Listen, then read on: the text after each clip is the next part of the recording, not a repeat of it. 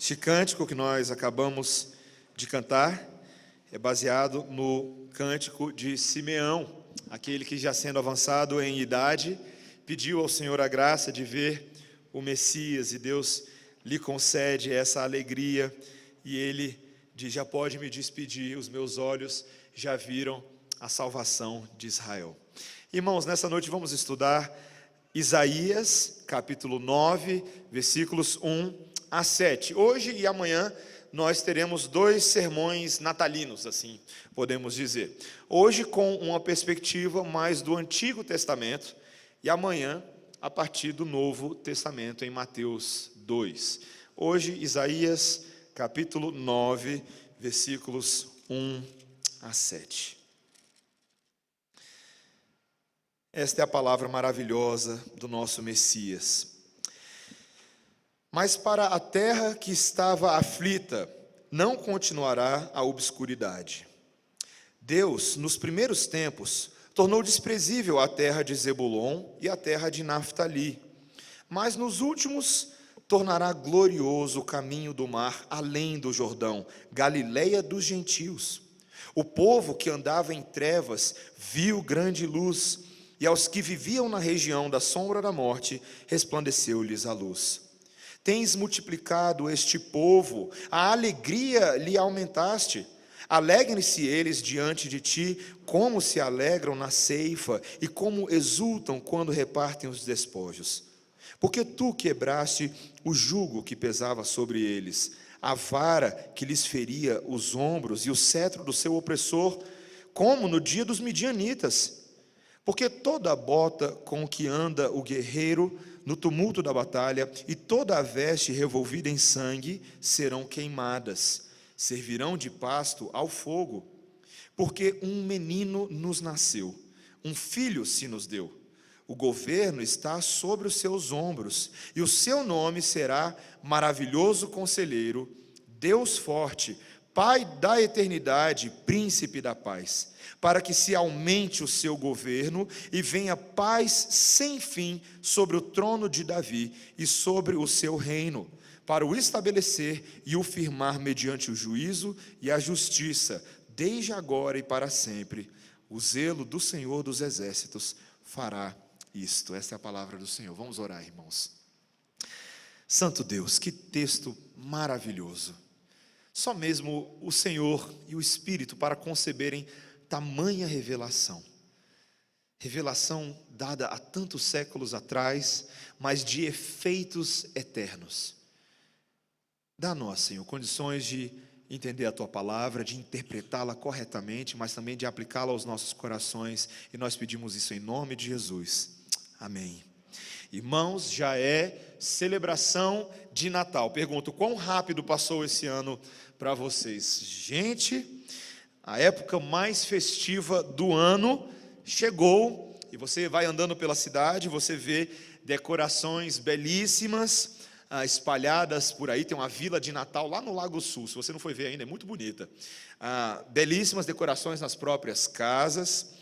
O comércio movimentado, como sempre, não é verdade? Todo mundo comprando presente, e uma espécie de sentimento social. Todo ano é a mesma coisa. Existe um sentimento social comum de alegria e paz em torno desta época. Talvez, nesse momento da nossa nação, quase que uma forma para nos distrair dos problemas pelos quais nós estamos passando. E não é incomum, nessa época do ano, você receber cartões de Natal. Cartões de familiares ou colegas de trabalhos, e tem aqueles dizeres de Natal, não é verdade? Neste Natal, muita luz para você. Já recebeu um desses? Já? Ou algo do tipo, que haja luz em sua vida em 2018. E o que as pessoas querem dizer com isso? Quando elas falam muita luz para você, qual que é o significado disso? Será que talvez no Amigo Oculto, nesse final de ano, você vai ganhar um jogo de lâmpadas? A SEB ia ficar feliz com isso. Certamente não, queridos. Fato é que muitas vezes as pessoas falam isso por falar. Essa ideia de uma esperança iluminada, que as pessoas tanto desejam umas às outras, é muito baseada na ideia do pensamento positivo. Você já viu? Pensamento positivo. Luz, luz, como se você fosse atrair luz para você. E isso não se baseia, esse desejo, não se baseia em evidências concretas de que, na verdade, você vai ter mais luz, ou uma visão mais aclarada dos fatos. Para muitas pessoas as coisas vão continuar do mesmo jeito, do mesmo jeitinho, nada vai mudar, a menos que elas venham a conhecer a história, e aqui eu digo história com H maiúsculo, da luz que invadiu o mundo.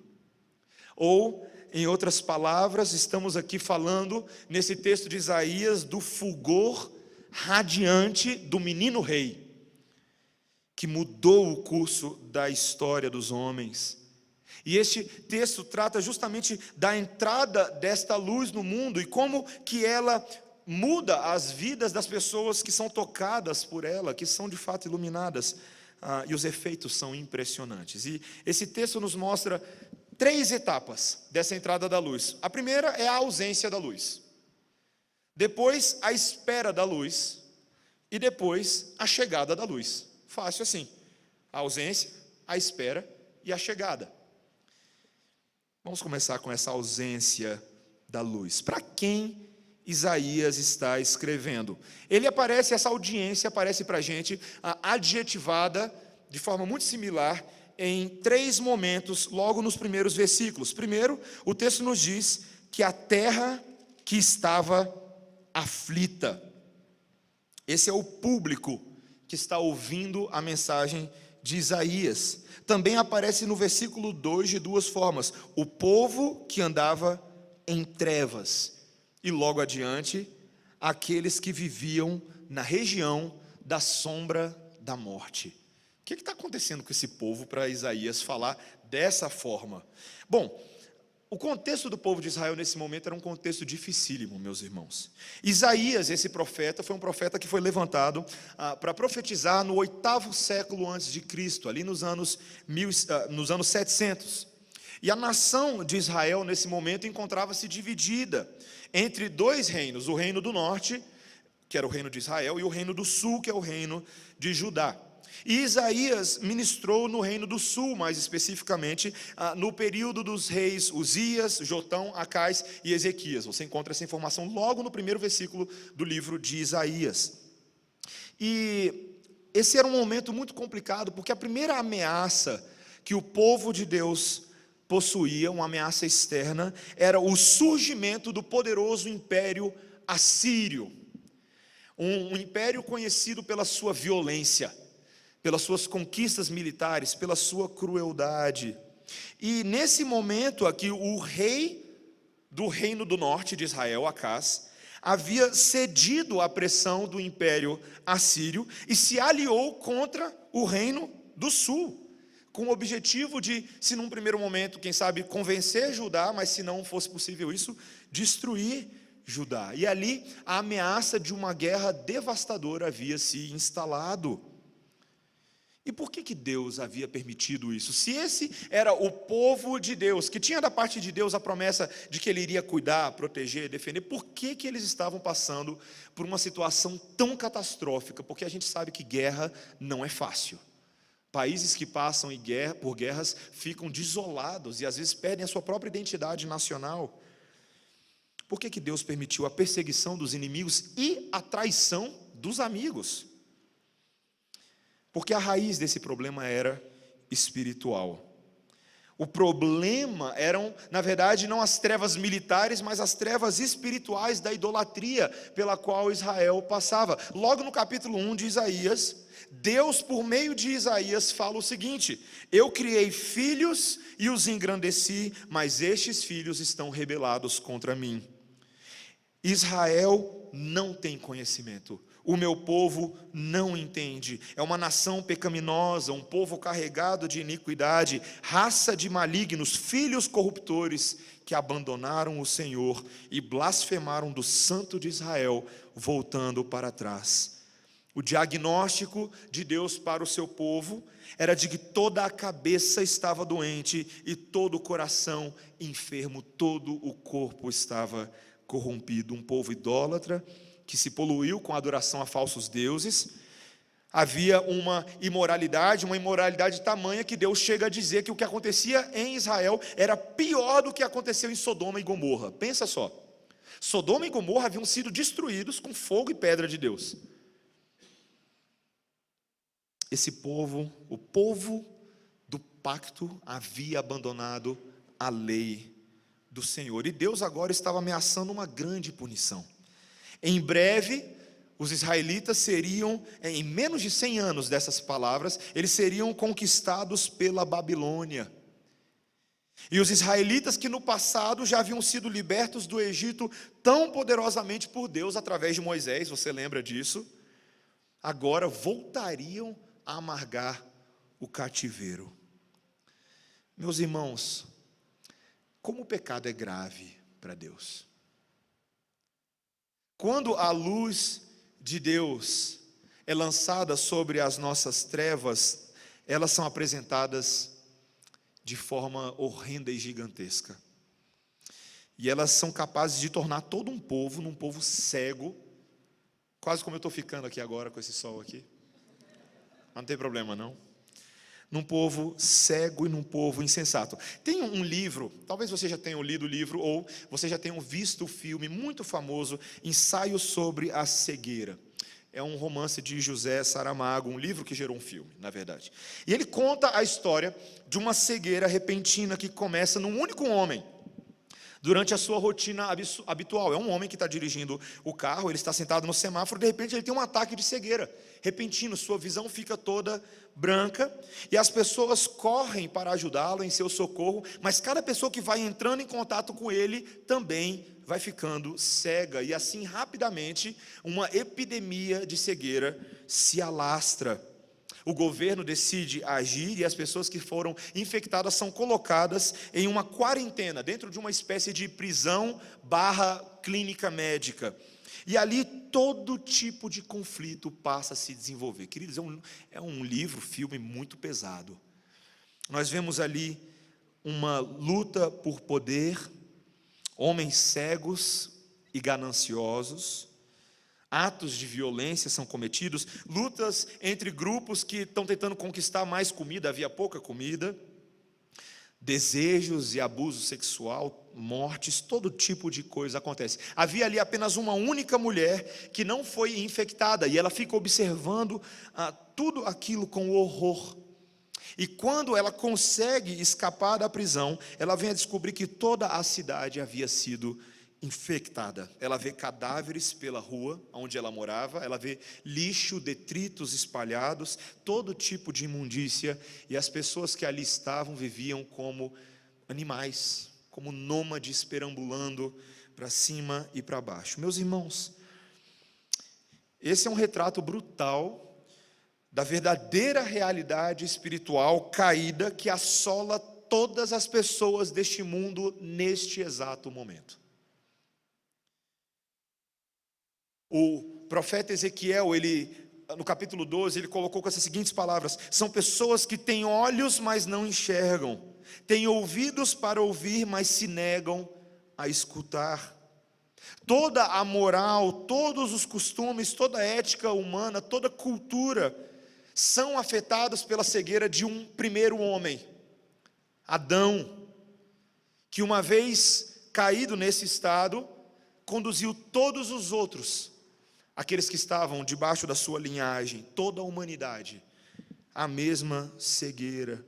Quaisquer benefícios, meus irmãos, que nós vemos hoje na sociedade, talvez você pense assim: nossa, pastor, que imagem radical, falar que está todo mundo cego, mas está.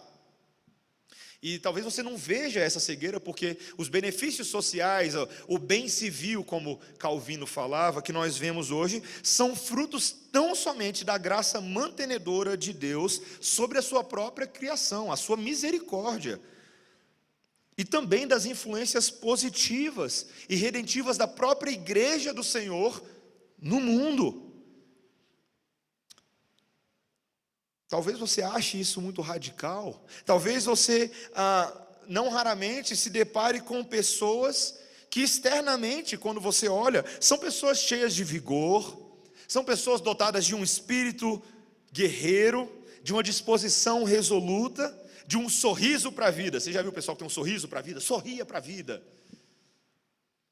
Mas o Senhor que sonda os corações conhece a incerteza, conhece a confusão, conhece a incredulidade, a tentativa desesperada de encontrar Deus nas alegrias efêmeras deste mundo.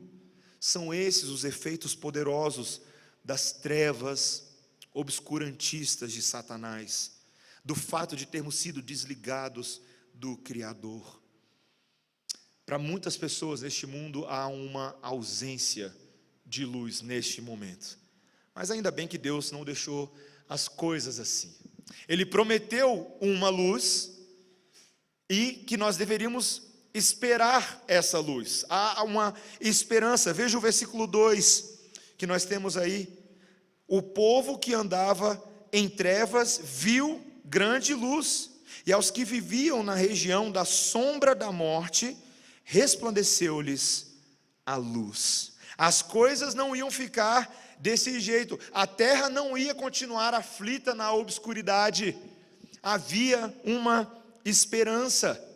E Isaías, ele conseguia, como um profeta que estava no meio do povo, vivendo a realidade do povo, porque afinal de contas ele fazia parte, ele não via apenas uma esperança futura, mas ele conseguia, como servo de Deus, identificar que a luz de Deus já vinha alcançando o povo há bastante tempo, e que essa luz tinha vários traços aqui e ali, lampejos, que visavam encher o coração do povo de esperança, de que Deus não havia largado o povo em trevas totais. Veja, ele fala isso claramente, quando ele diz no versículo 3, veja comigo, tens multiplicado este povo.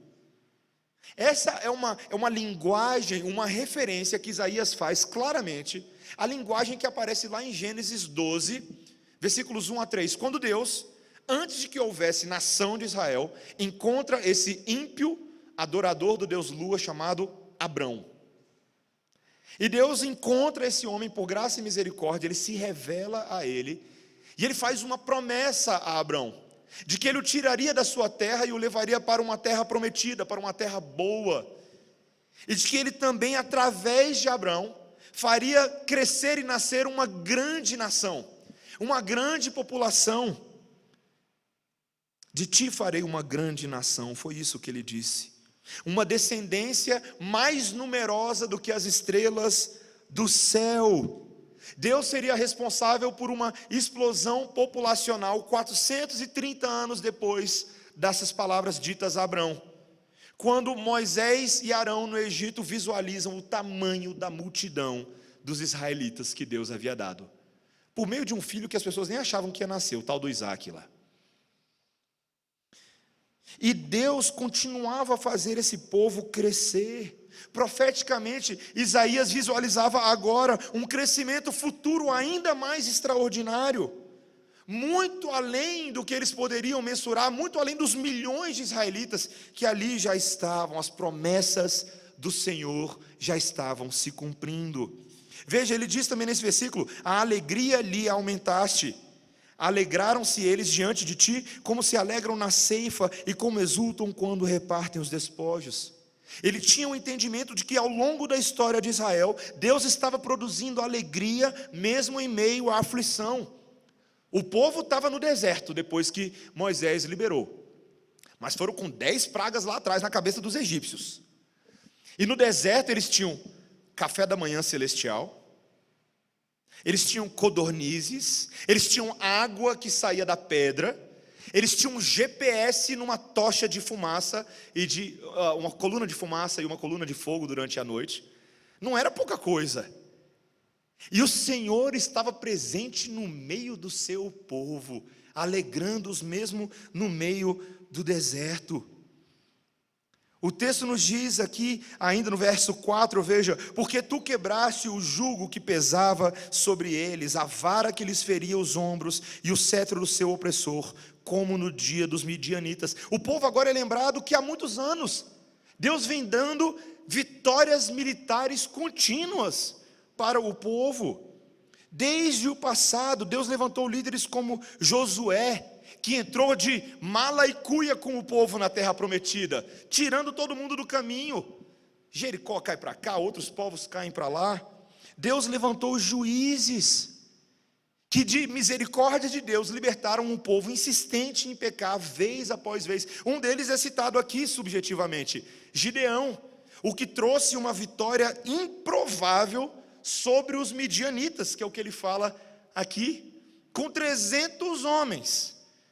Gideão e o seu exército destroem, pela graça de Deus, um exército aparentemente superior a eles. Deus deu profetas como Samuel, como Eliseu, como Elias. Deus deu reis militares como Davi e Salomão, por meio de quem o povo nunca tinha visto tanta riqueza na vida.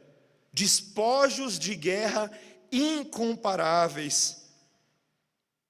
E Deus, esse Deus que já havia feito tudo isso, agora na visão profética de Isaías, Ele é o Deus que continuaria fazendo essas coisas.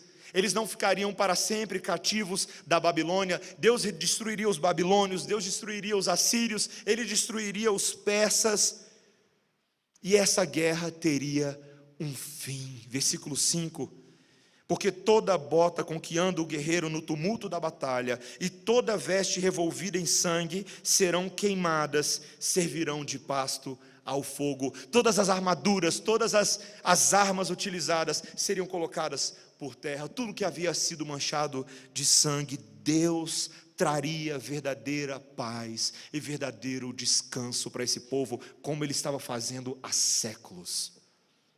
Todas as coisas que haviam acontecido antes eram prenúncios de algo maior e superior. A promessa de Deus estava sendo executada. Havia uma luz no fim do túnel.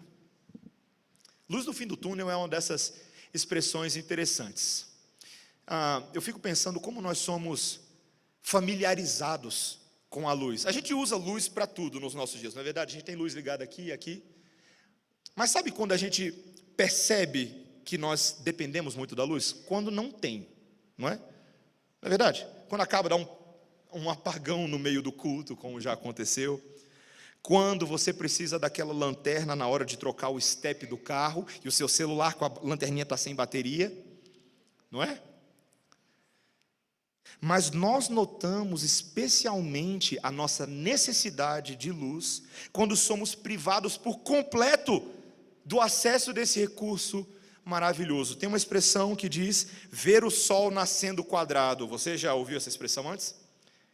É a expressão que é atribuída aos prisioneiros, que tem que ver o sol quando vem o sol, pela gradezinha da sua cela. Mas e quando a prisão não te dá nem essa opção? Eu estava lendo a história de um homem que foi solto após passar 43 anos em solitária nos Estados Unidos. É o registro, e ele foi liberado em 2015, é o registro que se tem de alguém que tenha passado mais tempo numa solitária. 43 anos.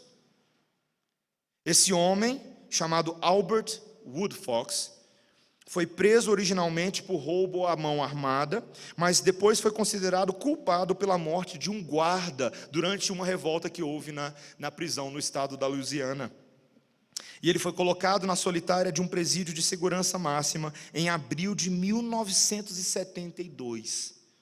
E ele passava 23 horas por dia dentro dessa cela. Ele só saía para resolver questões médicas. 23 horas por dia na escuridão total.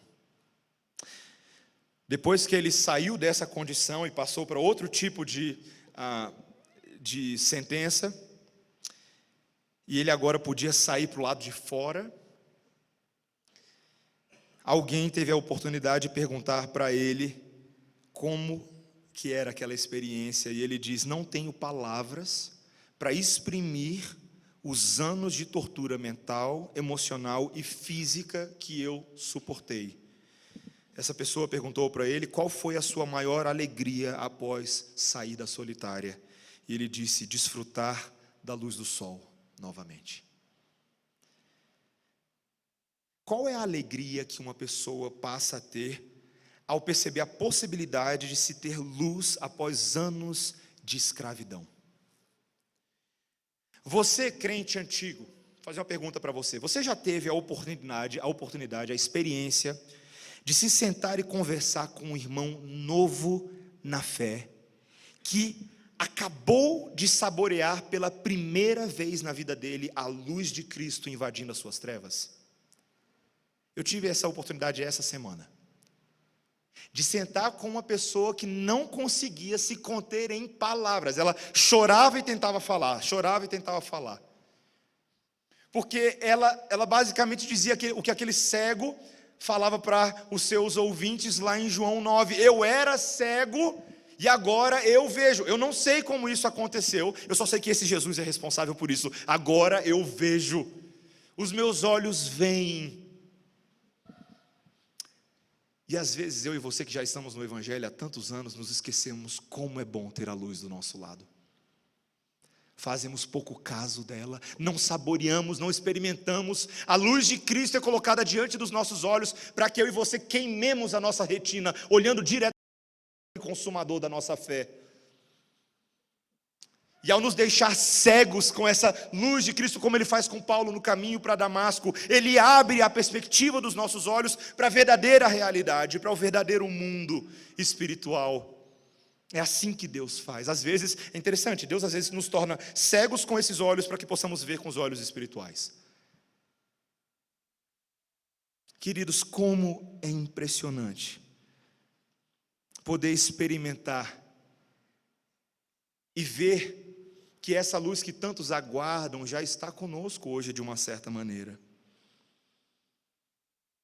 Eu e você já esperamos por ela há muito tempo, mas a boa notícia, a última coisa que esse texto fala, é sobre a chegada dessa luz.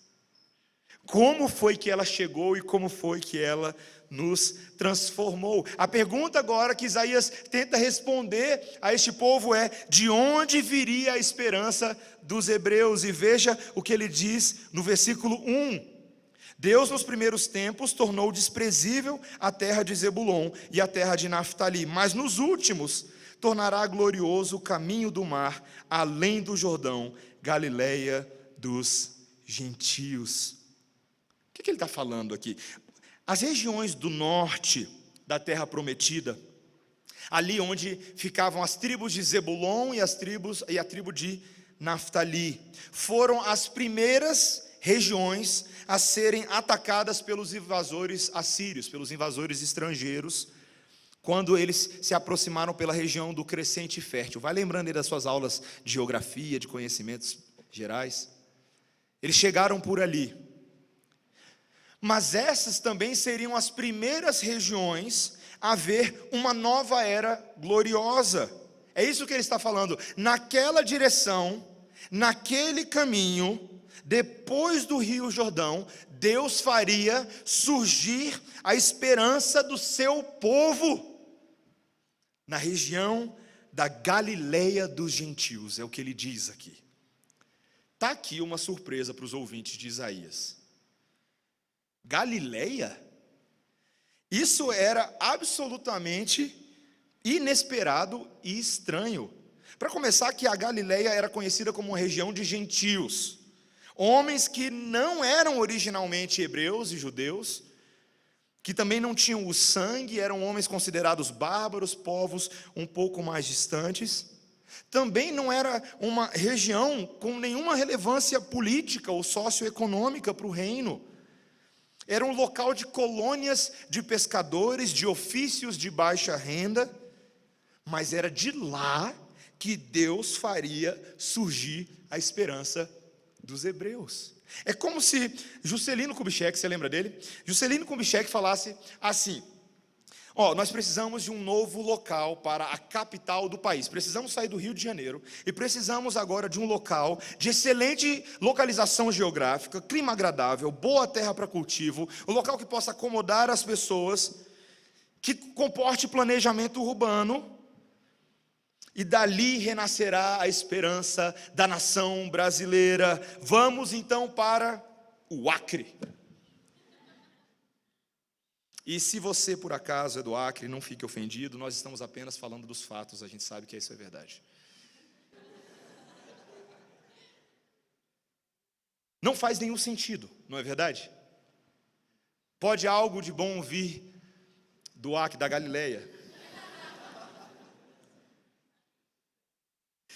Imagine esses ouvintes tentando, eles estão no meio da guerra, sendo ameaçados por povos ao seu redor, os assírios que eram violentos, aí de repente vem Isaías com a palavra de esperança, vai vir coisa boa da Galileia. Ele está, ok, eu entendi, então é da Galileia dos gentios que vem a nossa esperança, tá bom, entendemos, mas o que vai vir de lá?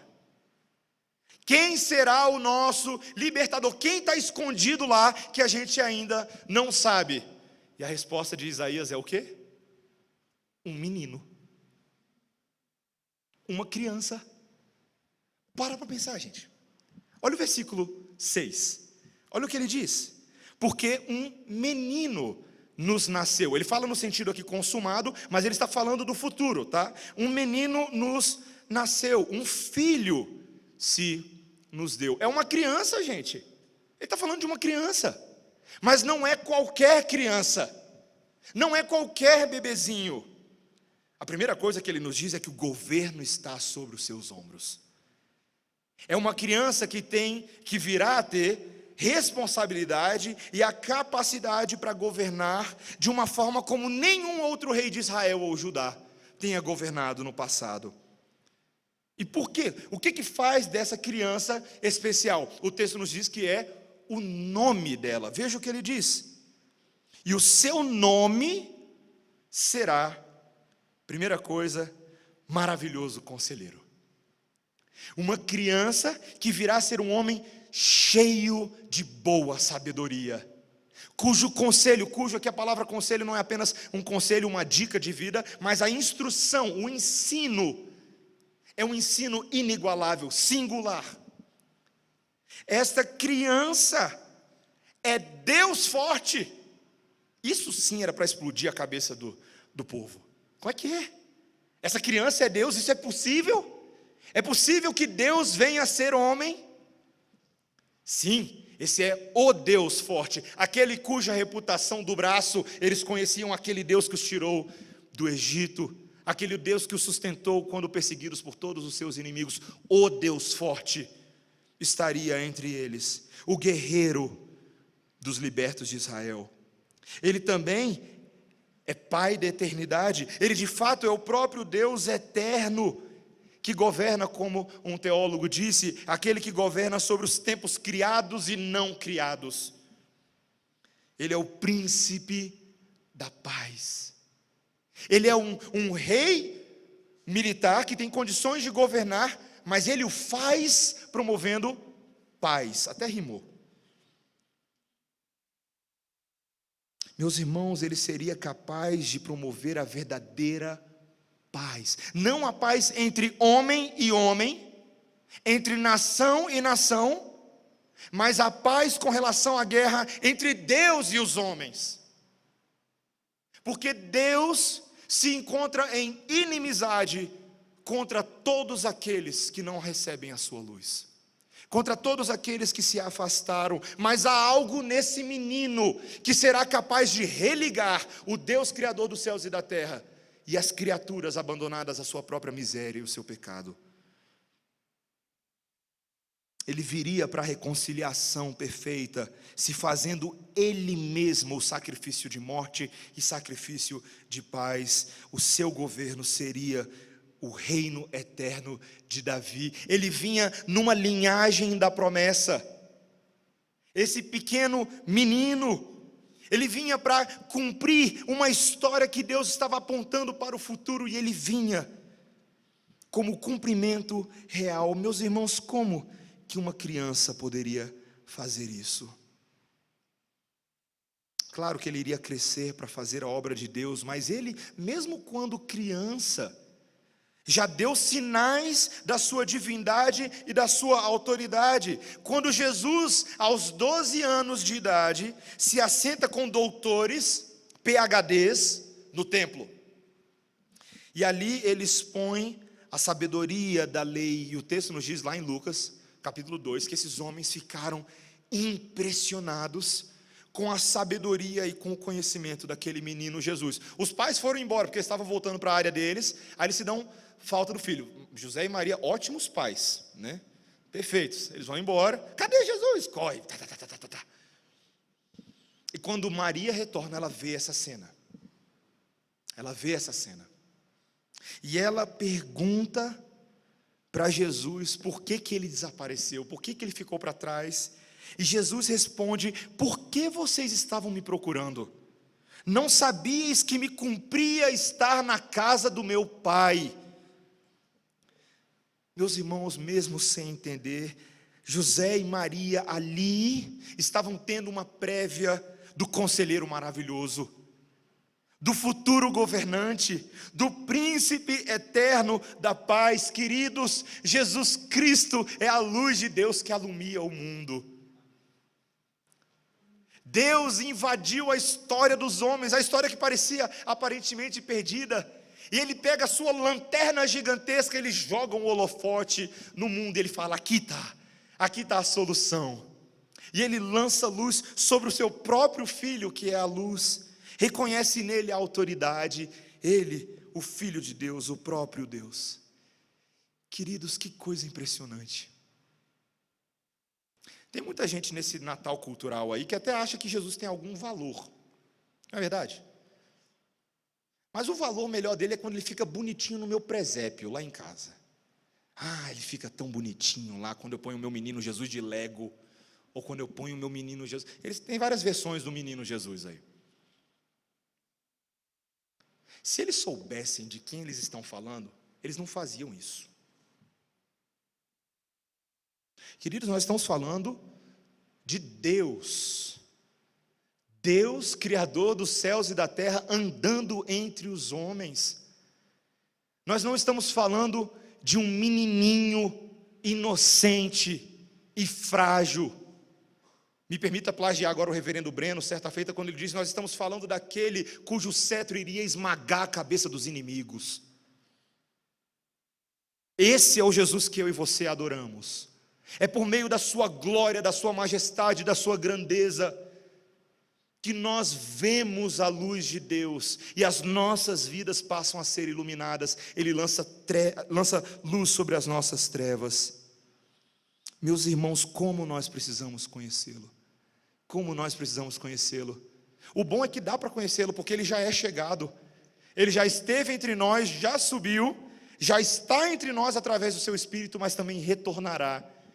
Ele é acessível, Ele é o Deus próximo, Ele é o Deus que pode ser tocado e foi tocado pelos seus discípulos, Ele é um Deus que pode ser alcançado em oração, Ele é o Deus que se simpatiza das nossas fraquezas, porque Ele mesmo foi tentado em todas as coisas, porém sem pecado, e por isso Ele tem poder e graça para se condoer e para nos ajudar nas nossas próprias limitações. Queridos, é vergonhoso para nós quando nós temos luz e a gente não faz uso dela.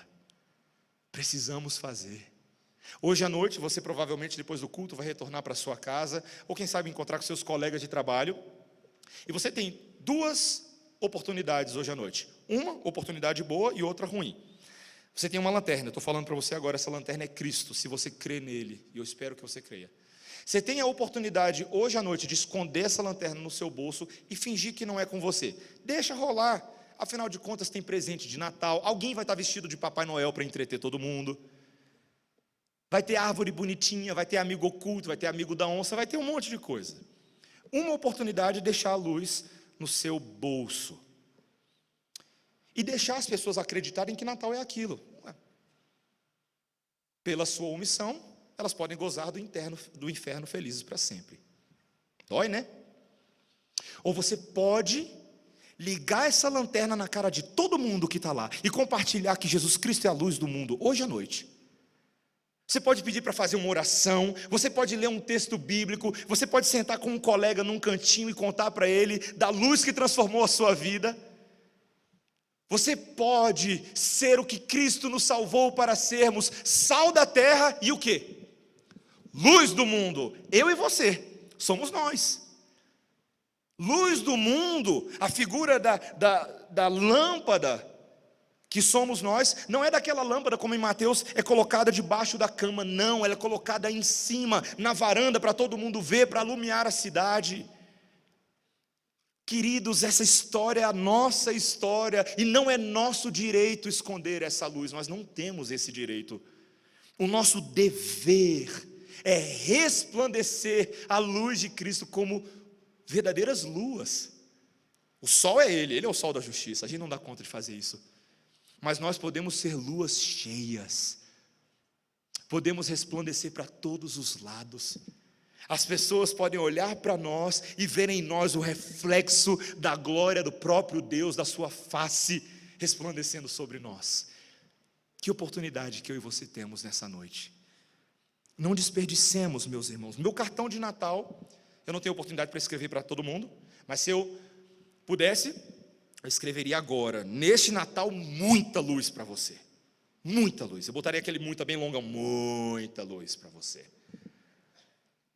Que haja a luz de Cristo em sua vida em 2018. Seria esse meu cartão. Eu espero que esse seja o cartão que você escreva com a sua vida hoje à noite, como carta viva do Senhor. Não desperdice essa oportunidade, que outros possam conhecer a luz através de nós. Oremos, irmãos. Senhor Deus, que chamado glorioso o Senhor nos dá nesta noite, num texto que foi escrito há aproximadamente 2.700 anos atrás. O Senhor nos fala de um Deus que está vivo hoje entre nós. Senhor, como esta mensagem foge à nossa compreensão, mas sabemos que ela é verdade, e por isso te pedimos, Deus, que o Senhor nos dê clareza de entendimento, mas também o abraçar da nossa vocação evangelística, que esse evangelho da luz que invade as trevas emane de nós, não apenas hoje à noite, na reunião daqui a pouco, mas ao longo dessa semana, ao longo desse ano, nas nossas esferas de trabalho, de escola, de família, Senhor, nos ambientes por onde passamos todos os dias, que nós não nos envergonhemos do Evangelho, porque ele é o poder de Deus para a salvação de todo aquele que crê. Senhor, abençoa-nos nessa graça e dá-nos condições de adorá-lo como a verdadeira luz que só o Senhor é, em nome de Jesus. Amém.